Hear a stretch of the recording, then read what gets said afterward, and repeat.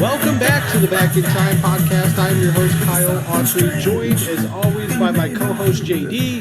JD, how are you tonight? Shiver me timbers, I am cold and ready to blow. I don't know what that means. No, I don't either. I often find out that I don't really know. Yeah, shiver me timbers. Never been a phrase that I understood. Bootstraps. Don't get that one either. Yeah, somebody will. I'm too city. I'm a little too city for that. We have a special episode. This is our first time ever just doing a whole episode on a certain person. And we picked Bill Murray. JD, fill our audience in a little bit on why we decided to go with old Bill Murray. I put it like this. In terms of actors and entertainers who will one day die, when Bill Murray dies, I plan on attending his funeral. Okay. Kind of weird, but... Thank you. Yeah. Gotta pay your respects, right? What were you hoping to hear? Let's hear your reason. I just think he's hilarious, so I wanna spend some time talking about him. That's all I got. You don't want to attend his funeral? No. Nope, definitely not. Not a funeral guy. I'd skip my own if I could. Hey-ho. Well, let's start with a little intro, and I'll start with William James Murray was born September 21st, 1950 in Wilmette, Illinois. He's one of four siblings. One of the things I found really interesting is he and most of his siblings worked as caddies growing up so they could pay their own tuition to Loyola Academy, which just makes the movie Caddyshack even better. He did not last long in college. He actually had to drop out after being arrested for marijuana possession. And that's when he joined the National Lampoon Radio Hour with Aykroyd, John Belushi, Gilda Radner, and his career took off after being cast in Saturday Night Live in 1975. So, JD, let's kind of start from there. What was your first introduction to Bill Murray, the actor?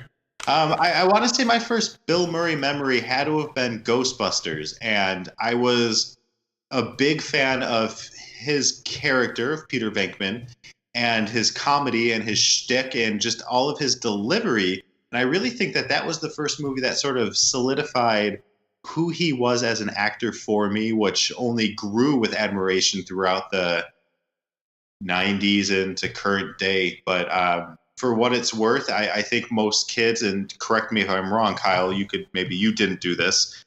I always hated my name. I never liked Justin. So I always wanted to change my name, and I always said I would change my name to Peter, and that was based on Peter Venkman, Bill Murray's character in Ghostbusters. No hate to all the Peters out there. I think Justin's way cooler than Peter. Aw, dude, that's the nicest thing you've ever said about me. What's that, fuckface? No, I think Ghostbusters for me as well. I mean, we were 0 years old. We weren't even born yet, but it's kind of that first movie that you fall into with him. And then, Ghostbusters 2 came out when we were 4 or 5 years old. And then it's like, okay, well, what's this other movie? What about Bob? What's Caddyshack? And you just start going through his library and you realize he's been in all these movies that you love. And he's the main star. It's a fun ride down memory lane here with his IMDb page. So let's go to the top 5. So we debated about this for a while. Why don't we start with a couple honorable mentions here? I guess the first one that popped up that was on the list but got bumped from the list was What About Bob? JD, was that a tough one for you to take off?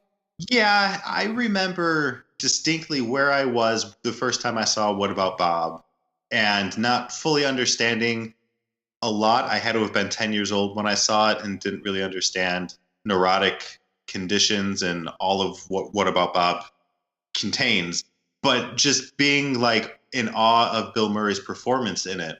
So it was a hard one to take off for sure, especially since it had a special place in my heart because I remember watching it at my friend Ryan's house when I was 10 years old.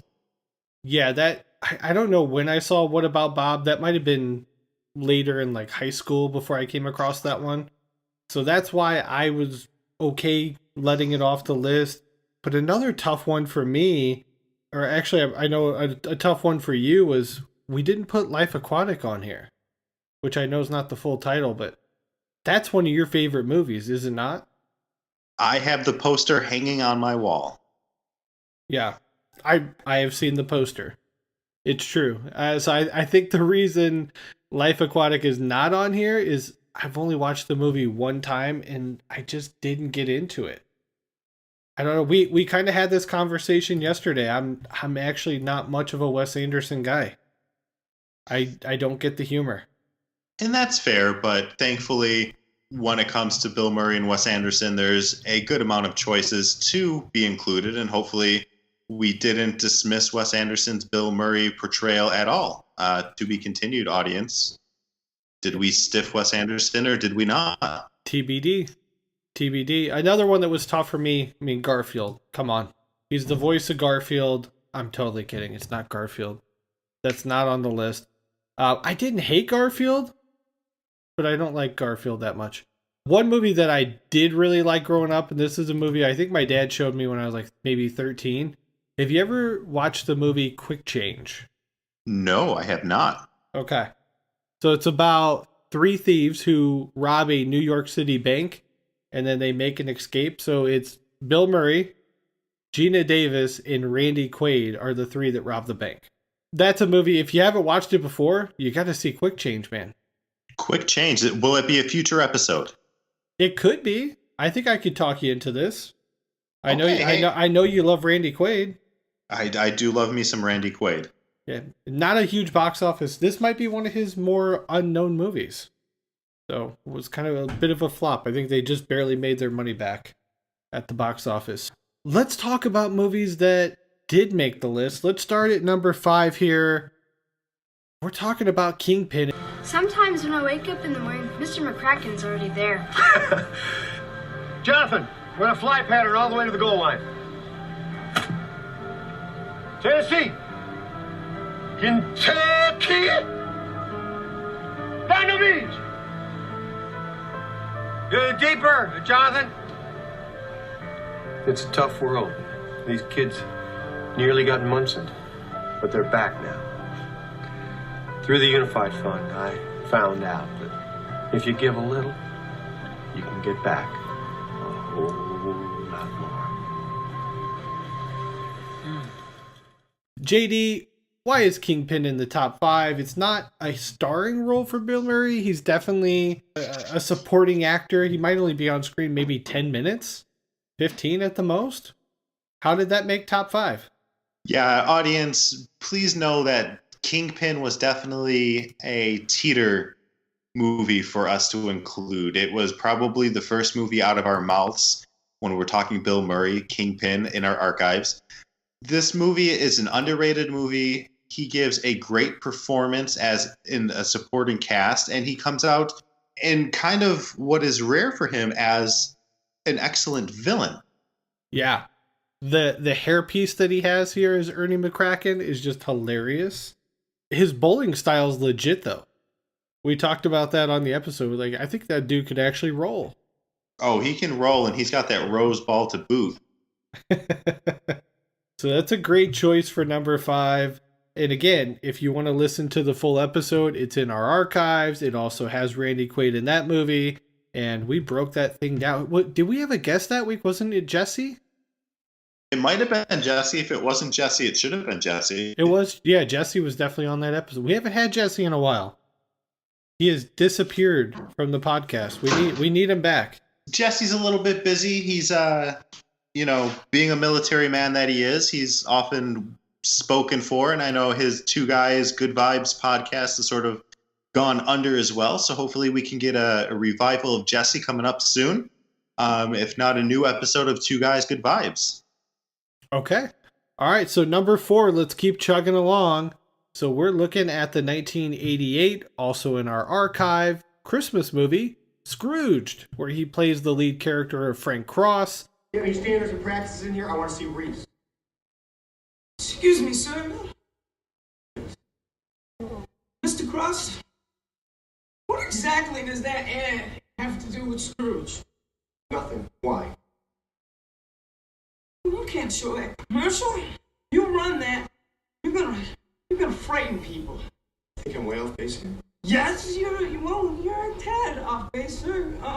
That thing looked like the Manson family Christmas special. Well, it's a little late to get this kind of feedback. That's because, it's the first time I've ever seen it, sir.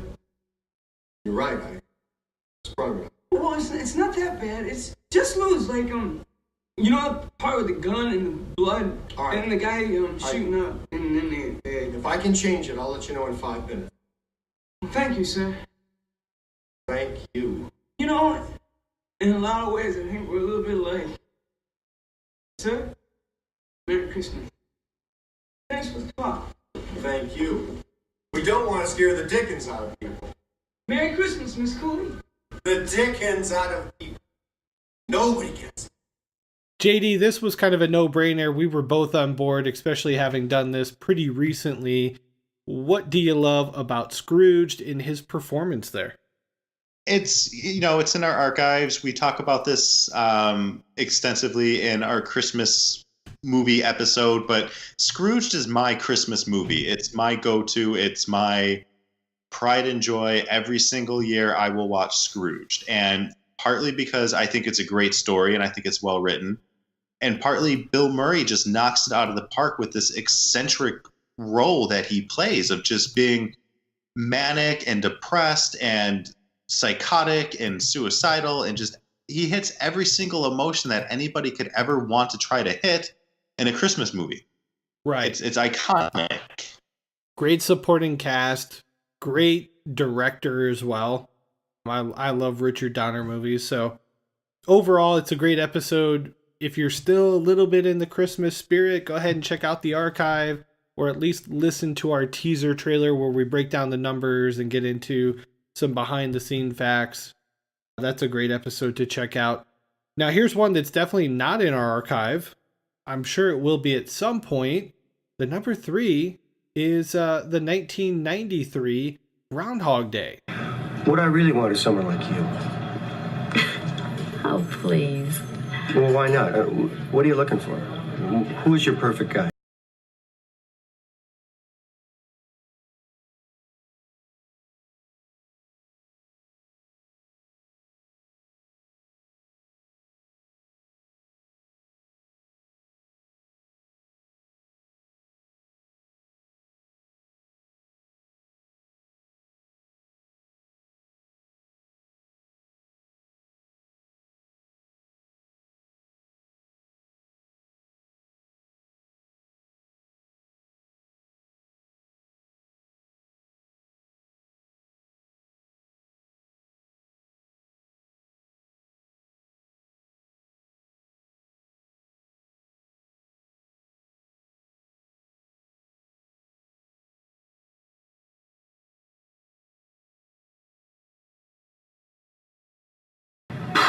I am really close on this one. Really, really close. JD, why is Groundhog Day number 3? What do you love about the movie? It's so difficult rating Bill Murray movies.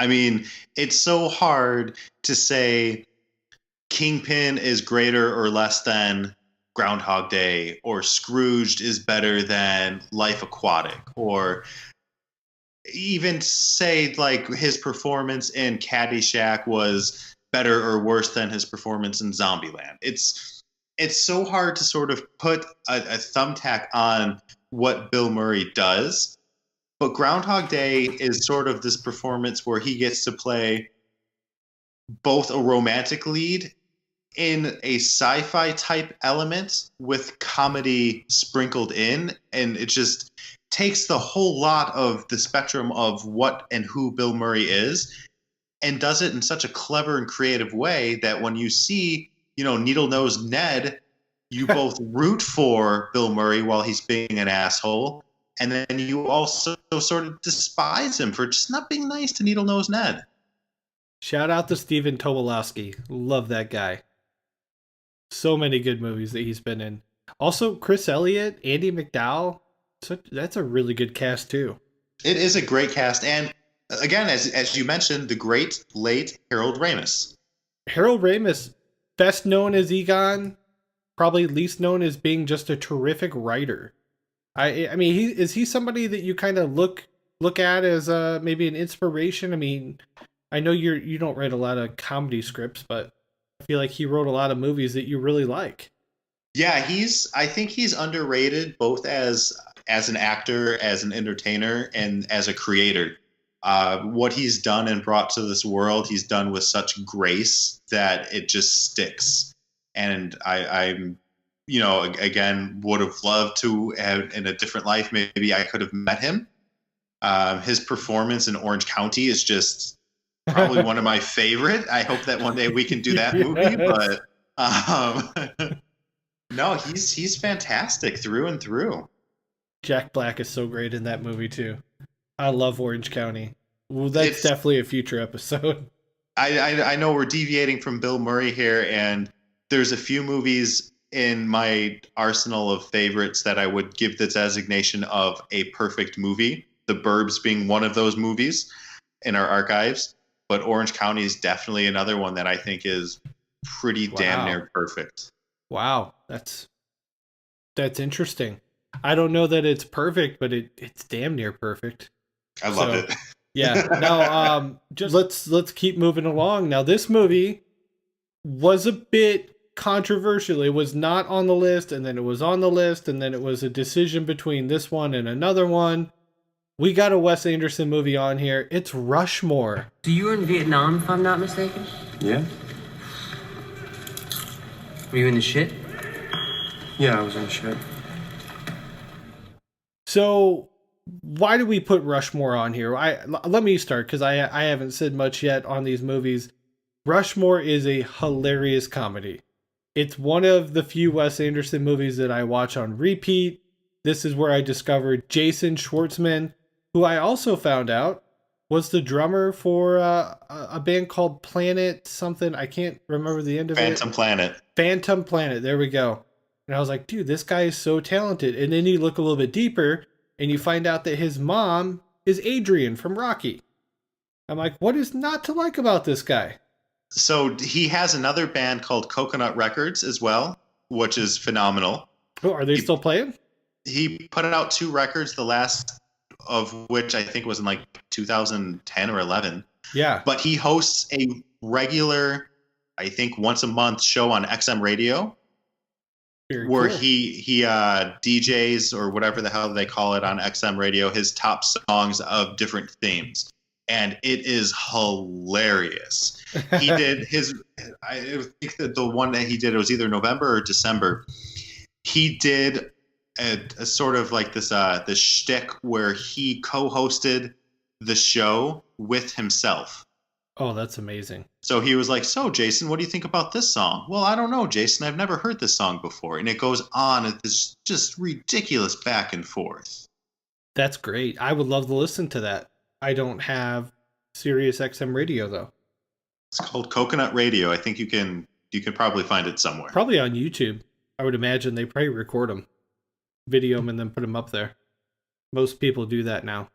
I will check it out. Coconut Radio. Shout out to that guy. JD, anything else you want to add about Rushmore? Why is this one so high on your list?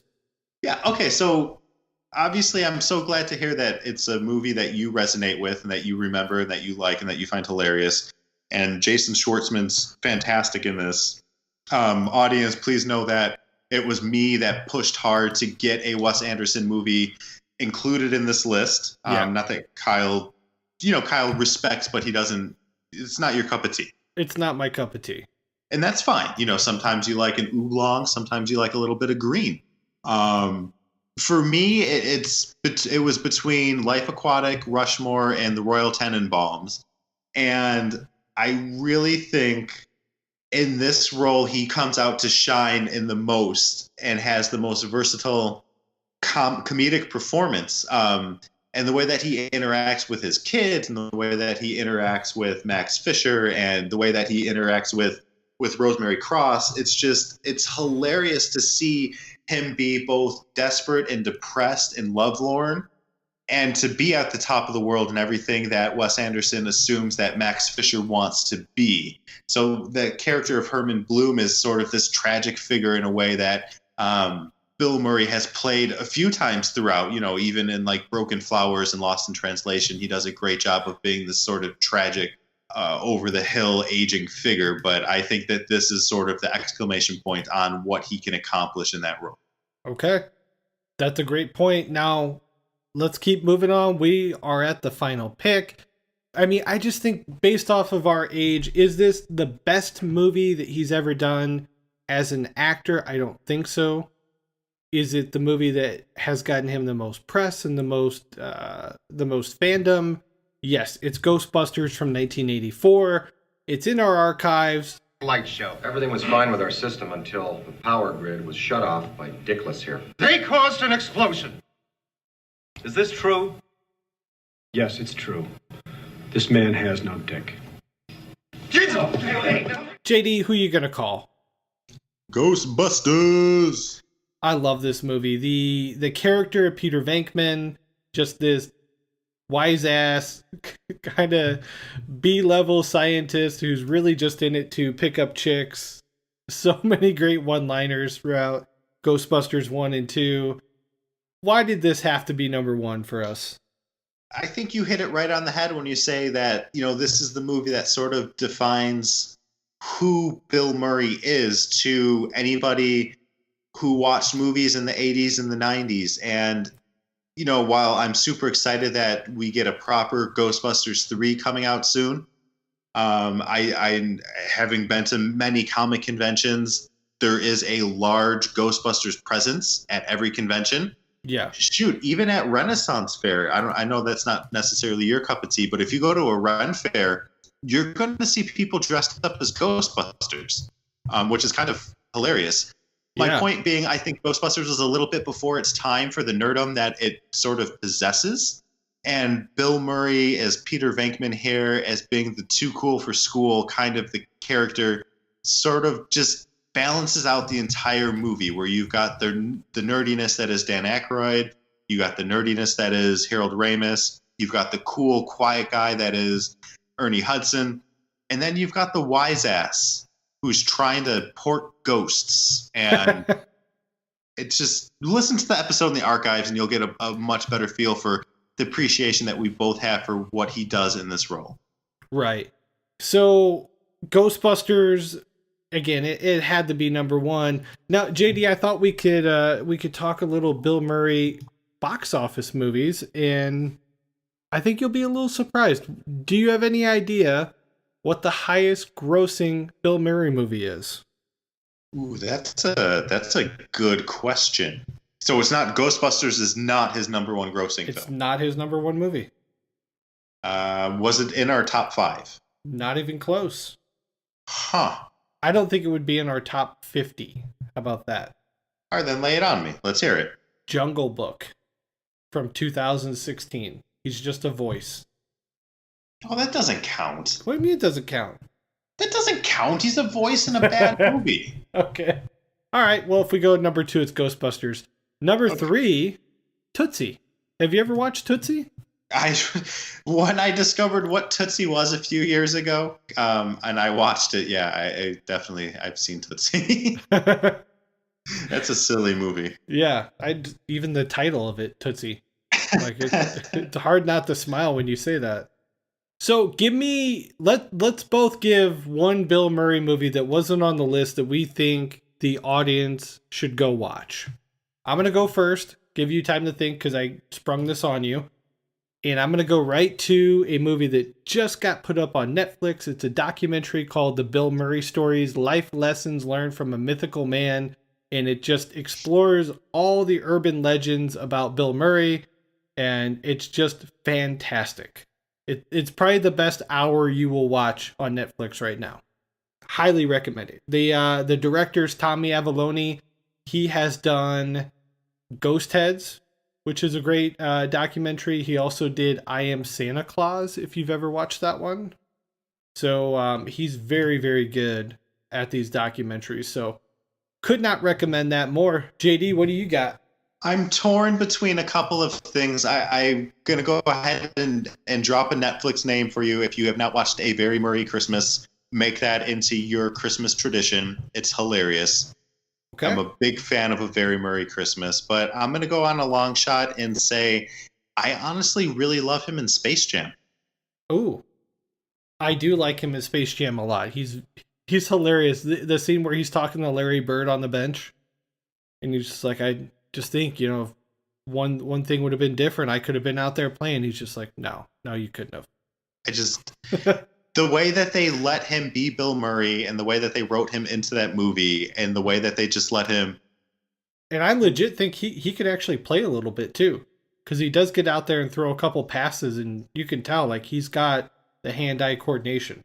Yeah, if I'm not mistaken, he does play a little bit. He does. Okay, now let's flip it on the other side. What's your least favorite Bill Murray movie? Oh, that's a rough question. do you have one in the hopper ready to go?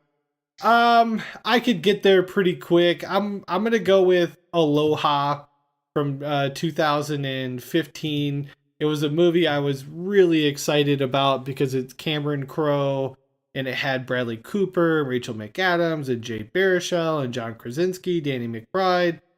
And it is the most boring movie I've ever watched. It's so disappointing. It's not on Bill Murray, though, by the way. Can't blame him for that one. Not his fault in the least. I just going to go ahead and say Charlie's Angels, then. Charlie's Angels, okay. I mean, they did terrific financially. You just don't like Charlie's Angels? I don't like Charlie's Angels. I don't get Charlie's Angels. I'd like to point out that the name Charlie is in the title, and that could very well be why you don't like this movie. I hate all things Charlie. All right, JD, as we wrap it up here, let's talk about what we're most excited about that's coming up for Bill Murray here. Is there any project that you know about that you are excited to see him in? Well, I'm going to go ahead and name drop Zombieland again because I know Zombieland 2 is filming and he's attached as himself once again. Well, not only is it filming, but they have a release date, October 11th in theater. I did not know that. That's exciting. I don't know much about the project at all. I just know it exists. Bill Murray. I love the original. Yeah.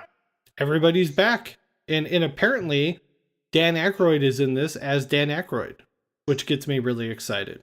Yeah, I definitely I'm excited too. Yeah. They actually, I think they posted either today or 2 days ago, they did the 10-year challenge that's been going around on social media, but it was the first poster for the movie, which was kind of cool. He wasn't in it, but it was like the four main characters. That's exciting. Like, that's clever. I like that.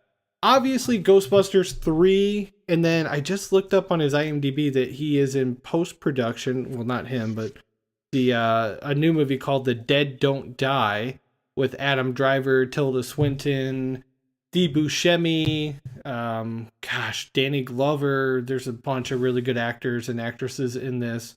And then it's the director is Jim Jarmusch, who I'm not as familiar with, but I think you are. Jarmusch, outside of the episode of The Simpsons where they make fun of him, which I can quote episodes of The Simpsons, through and through. But right. I mentioned it earlier. He did Broken Flowers, Coffee and Cigarettes.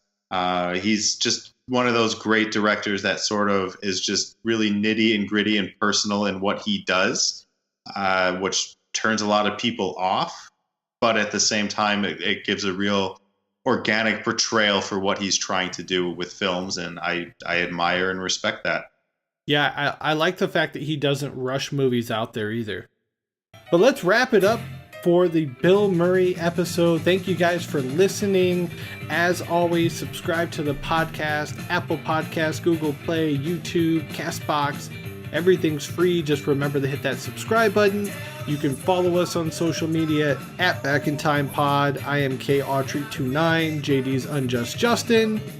And we're out of here, climbing back into the DeLorean. We will talk to you next week with an all-new episode. See ya!